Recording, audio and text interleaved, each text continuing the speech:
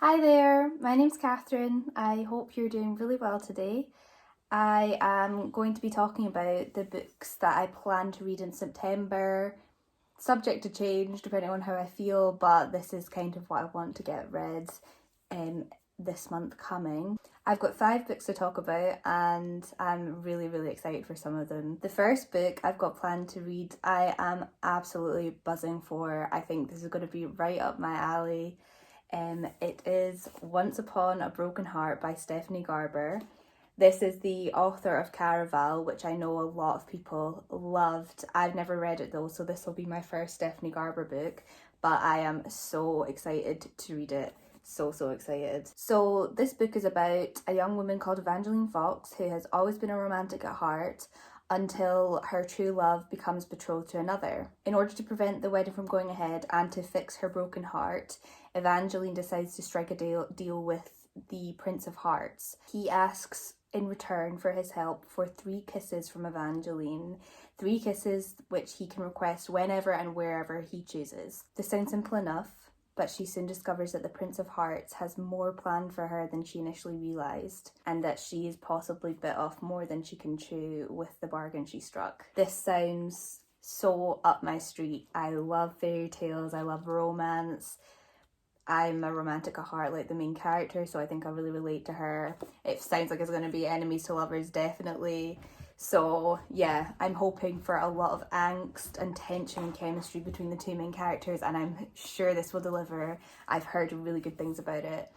I only have planned to read the first book, but I have a feeling if I enjoy it, which I'm hoping I will probably read the second book as well. The second book I'm planning to read is Spells for Forgetting by Adrienne Young. This book takes place on a remote island in a close-knit community where our main character, Emery Blackwood, grew up and still lives as an adult, despite her dreams of running away from the place when she was younger with her childhood sweetheart. Emery's dreams were shattered when her sweetheart, August Salt, was accused of murdering her best friend, Lily, and now it's 14 years later and August has returned to the island, his return bringing to light generations worth of secrets and betrayals. I was recommended this book through one of Reagan's Peruse Projects videos. I think it was one of her cozy vlogs, and she described this as a Gilmore Girls mystery, I'm pretty sure, which sounds like such a perfect read for going into the autumn season. And having grown up on a remote island myself, I'm so excited to get into this setting.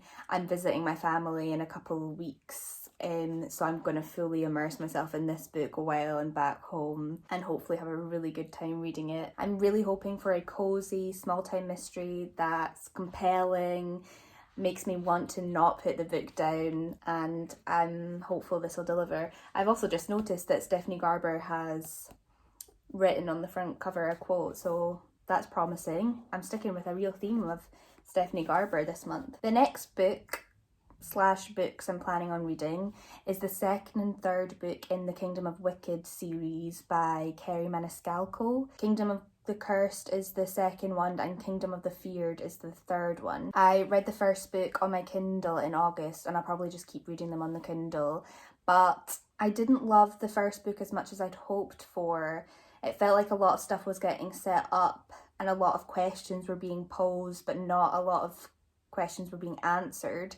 So I'm hoping that I'll enjoy the second book more since the setup has been established and we're kind of going to be thrust more into the world. The series follows a witch called Amelia whose world is turned upside down after the brutal murder of her twin sister Vittoria. In order to find out the truth about what happened to her sister, Amelia ends up summoning one of the princes of hell, Wrath, and in the process of doing so accidentally entwines their souls together. I won't go into any more details to avoid spoilers, but I will say I really loved the concept of the series and I loved most of the writing style throughout, specifically the moments where the author would describe Amelia's cooking or the eating of food.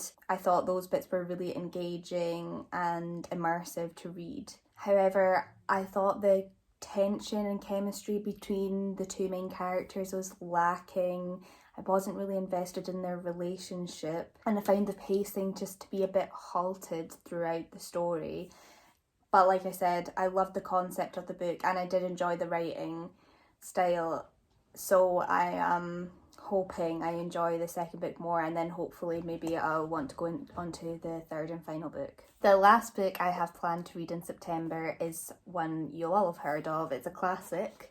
It's Wuthering Heights by Emily Bronte. Wuthering Heights follows the passionate and tumultuous relationship between our two main characters, Catherine and Heathcliff, who grew up together as children. Heathcliff was bullied by Catherine's brother as a boy, but when he returns to her years later, he plans on enacting revenge for what was done to him. I'm going into this so blind. I've never read it before. I've never watched any adaptations of Wuthering Heights.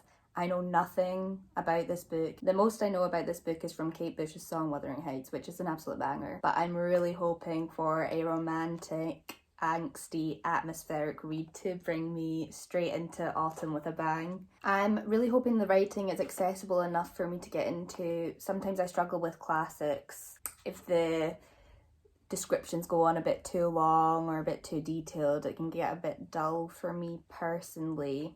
But that being said, one of the things I am really excited for and hoping for is descriptions of the setting that are really evocative and angsty and pull me into this world of wily winding moors, as Kate Bush sang. I'm really excited. I really hope I enjoy it. It's quite short. The writing's small, but I think I can get through it quite quick as long as it doesn't prove to be too difficult. So that's all the books that I have planned going into September. I might not stick to it.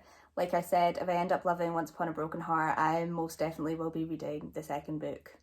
And I have a feeling that I am going to love it. Not to get my hopes up too high, but I'm planning on it.